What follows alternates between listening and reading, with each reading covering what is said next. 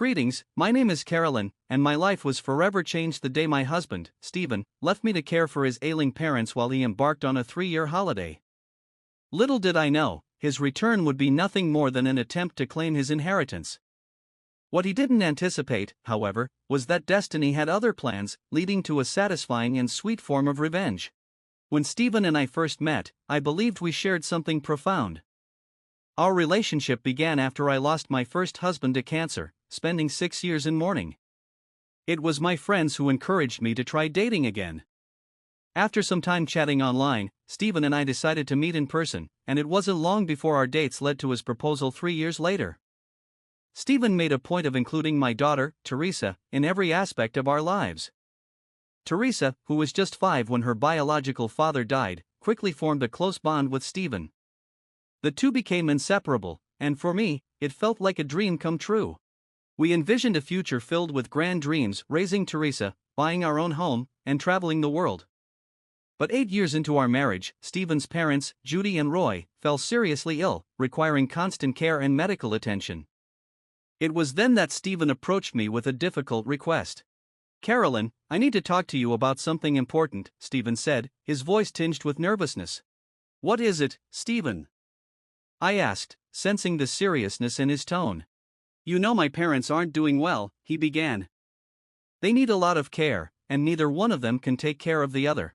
"I understand," I said, my voice filled with empathy. "It's heartbreaking, and I wish there was something more we could do." "That's just it, Carolyn," he replied. "They're my parents, and I can't turn my back on them. I need your help." "I know, Stephen," I said. "That's why I thought we could put them in a nursing home. They'd get the care they need, and if cost is an issue, we'll manage somehow." "It's not about the cost," he said, hesitating. "I was thinking of something else." "What are you suggesting?" I asked, already bracing myself for something difficult. "Could we have them move in with us? I want to take care of them, but I need your help." I hesitated, feeling overwhelmed. Between work, taking care of Teresa, and everything else, it already felt like a lot. But Stephen reassured me. "Don't worry, Carolyn," he said. "You won't have to handle everything alone. I'll be here, putting in as much work as you are. I promise." Convinced by his words, I agreed. "Okay, let's do it. I care about Judy and Roy, and Teresa would love to have her grandparents close by." "Thank you, Carolyn. I won't let you down," Stephen promised. Having cared for my late husband, I wasn't unfamiliar with the demands of caregiving. Judy, suffering from a severe autoimmune disease, was bedridden and needed specialized care. Roy, with a chronic heart condition, required constant monitoring. Their health quickly became our top priority, and at first, Stephen seemed committed to sharing the burden with me. But over time, things began to change. The sleepless nights, hospital visits, and constant demands of caregiving took their toll on both of us. Yet, we pushed forward. But as weeks turned into months, Stephen's dedication waned. His missed medical appointments and growing disinterest became hard to ignore. It felt like I was the only one carrying the weight. 3 years into this caregiving journey, Stephen announced yet another business trip, this one lasting 3 weeks. That was the final straw. "How can you just leave us now, Stephen? Your parents need us, and you're walking away like it doesn't matter," I exclaimed, frustration bubbling over. "Oh, here we go again," Stephen shot back. "Why am I always painted as the villain? I have important work to do. It's not like I'm abandoning them forever." Teresa, upset, chimed in. "Dad, you can't keep doing this. Grandma and Grandpa need us, and you're always gone. It's not fair. Do you think I enjoy this? Do you think I don't understand the situation?" Stephen retorted, his voice defensive. "I have responsibilities too." "Responsibilities?" I questioned. "What responsibilities? You've been absent for so long.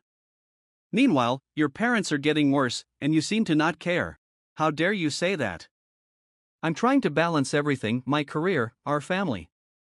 "It's not easy managing it all," Stephen argued. "It's not about balancing, Dad. It's about prioritizing. You should be here when your family needs you the most, but instead, you're You're always putting yourself first, Teresa said, her voice filled with emotion. I'm doing this for us. For a better future. Stephen claimed, but his words seemed hollow. A better future by abandoning your parents in their time of need? I countered. You're tearing this family apart. Teresa stood by my side, defending me. Mom has been here the whole time, taking care of Grandma and Grandpa. You're the one who's been absent.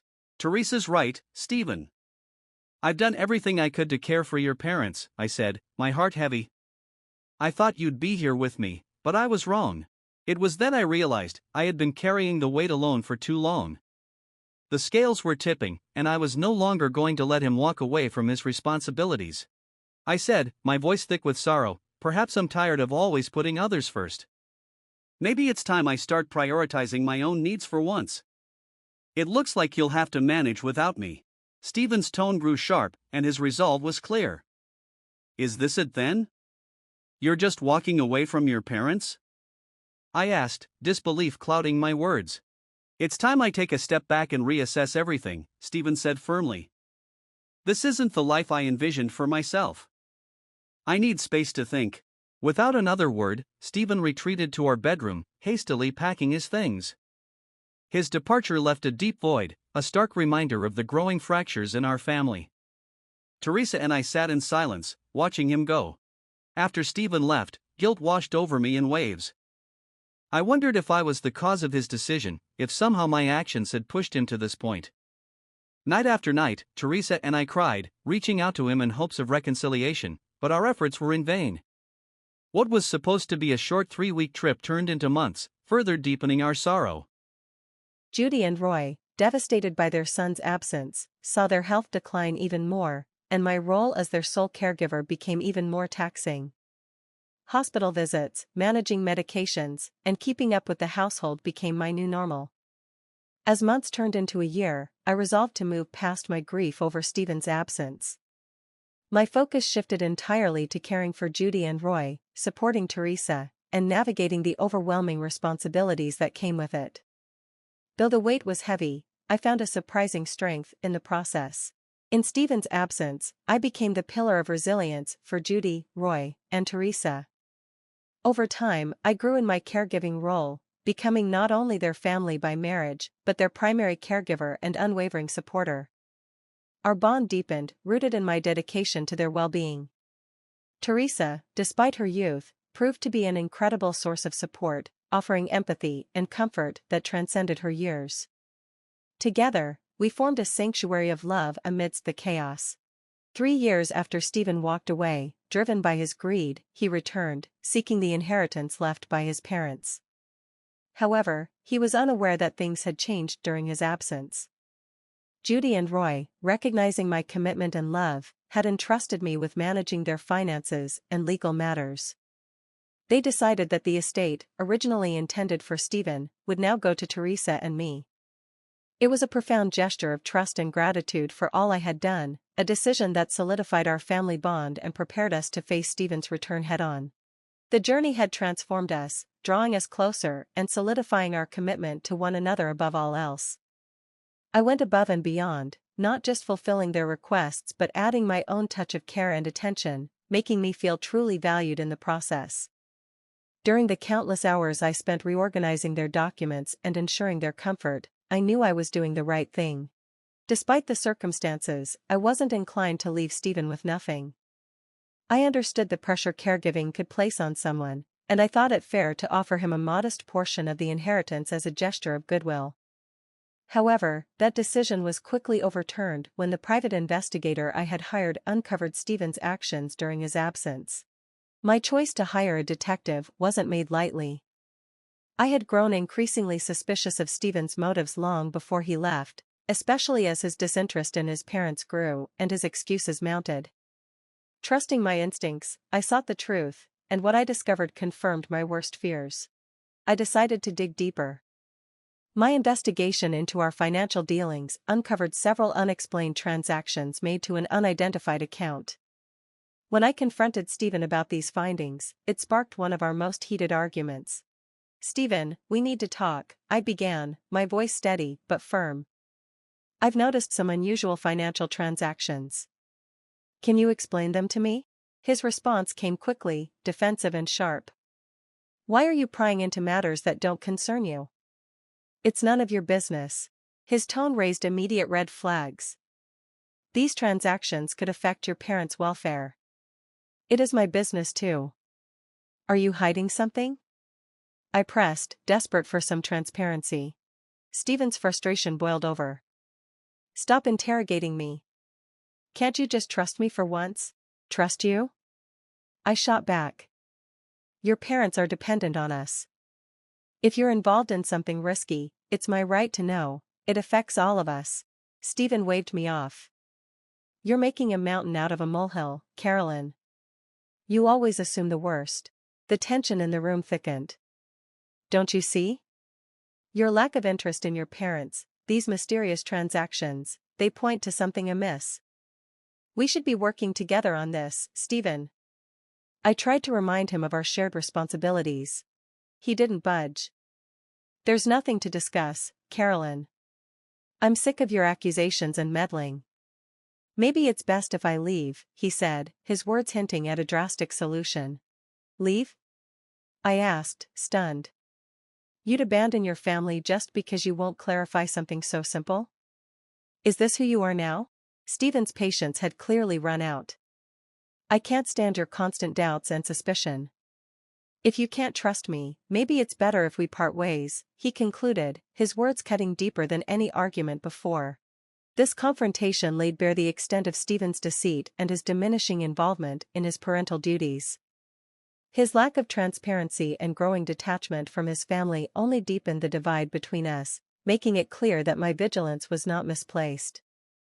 My decision to hire a private investigator had been driven by my growing suspicion of Stephen's actions, yet initially, the reports returned with mundane, everyday details, which left me feeling guilty.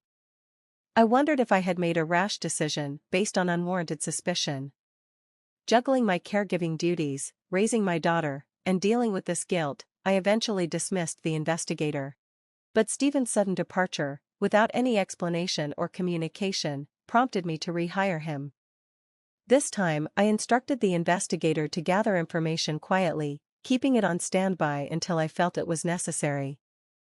The decision almost slipped my mind, swallowed by the daily routine of caregiving, until Judy and Roy brought up their legal affairs, offering new insights. That's when I promised myself that if Stephen dared to return, he would face the consequences of his actions. True to my word, when Stephen returned, I was ready. He waltzed into our home as if his absence had left no lasting scars, ignoring his parents and barely acknowledging Teresa. His first words to me were demands for his share of the inheritance, as though nothing else mattered. Are you serious, Stephen? I asked, incredulous. Your first concern is the inheritance? No word for your parents, no acknowledgement of the pain your absence caused, just your claim to what you believe is yours? Stephen brushed it off, his tone dismissive. I left to pursue my interests. I'm back now to claim my inheritance. You should be grateful. Grateful for what? I retorted, my anger rising. Grateful for abandoning your parents when they needed you most? For leaving me to handle everything alone? You have some nerve. Stephen's cold response hit like a slap. You enjoy playing the martyr, Carolyn. I worked hard for that inheritance, and I have every right to it. Worked hard? I shot back. You call abandoning your suffering parents working hard? They needed their son, and you chose to turn away. He tried to justify himself, claiming they were well cared for with me around. It wasn't just my responsibility to look after them, he argued, I had my own life to live. What about our life, Stephen? I demanded. What about the commitments we made to each other, to our family? You've neglected us, betrayed the very essence of those vows. I argued, emphasizing the depth of Stephen's betrayal, but he remained unfazed, accusing me of overreacting and dismissing my feelings as mere theatrics. His complete lack of remorse for his actions only strengthened my resolve to stand up for what was right, for Judy, Roy, Teresa, and myself, no matter the challenges ahead. Stephen, full of entitlement, made it clear he would pursue his share of the inheritance, regardless of my objections. His blatant arrogance and disregard for the family's well-being were evident, but I stood firm. Stephen, your true nature is now undeniable. Your indifference has hurt us deeply, but I will not allow you to exploit your parents. They deserve more respect and care than you've ever shown, I declared, determined to protect their legacy. Good luck trying to stop me, Carolyn. You'll realize it's not that simple. I always secure what's mine, Stephen retorted smugly, confident he could bulldoze through any opposition. His smugness was something I was ready to challenge, knowing his arrogance would soon meet a decisive blow. When the moment came to reveal the contents of his parents' wills, I watched as Stephen's smirk dissolved into disbelief and anger. His name was nowhere to be found, a testament to his neglect and the choices his parents had made in response. Enraged and blindsided, Stephen accused me of manipulating his parents, unaware of the full extent of his failings that had led to this moment. I kept my ace, the detailed account of his abandonment and negligence, close to my chest, simply requesting him to leave our home. As predicted, Stephen's frustration and wounded pride drove him to file a lawsuit against me, a desperate attempt to regain control and salvage his bruised ego. Throughout the trial, he spewed venomous lies, twisting the narrative to paint himself as a wronged victim. It was a calculated act to garner sympathy and manipulate the outcome of the trial. However, the strength of truth and evidence in a court of law is undeniable. The proof I provided painted a clear picture of my dedication to Judy and Roy through witness statements, medical records, and financial documents. The sacrifices I had made for their well-being were laid bare for all to see. As the trial progressed, the sincerity of my actions and the depth of Stephen's deceit became apparent. His fabrications unraveled, exposing the baselessness of his claims. One by one, his allegations fell apart, leaving him floundering in the face of overwhelming evidence against him. This battle wasn't just for the inheritance, but for dignity and respect, underscoring the value of truth and integrity against deceit and selfishness. But my pursuit of justice didn't end with a courtroom victory. The win alone wasn't enough for me. I wanted Stephen to fully understand the depth of his actions. When it was my turn to testify, I chose to lay bare the truth I had uncovered, thanks to my diligent private investigator. With a steady and strong voice, I detailed the years of neglect his parents endured, the countless nights I stayed awake ensuring their comfort, and the sacrifices I made for their sake. I painted a clear picture of Stephen's abandonment, emphasizing how he pursued his selfish desires over the welfare of his own family. Then came the revelation that shocked everyone in the courtroom: Stephen's so-called business trips and vacations were a facade for his affair with another woman. He had left his family in ruins for his own gratification. Stephen's defense scrambled, attempting to dismiss my claims as fabrications, but the evidence was overwhelming. Text messages, emails, photographs, and financial records all pointed to the undeniable truth. Stephen was left speechless, his secrets exposed for all to see. But I didn't stop there. My lawyer introduced a surprise witness, Stephen's secret partner. The moment she took the stand, the color drained from Stephen's face, a clear sign of his guilt. It became evident that Stephen had not been fully honest with his legal team, as his lawyer's expressions fluctuated between disbelief and disapproval.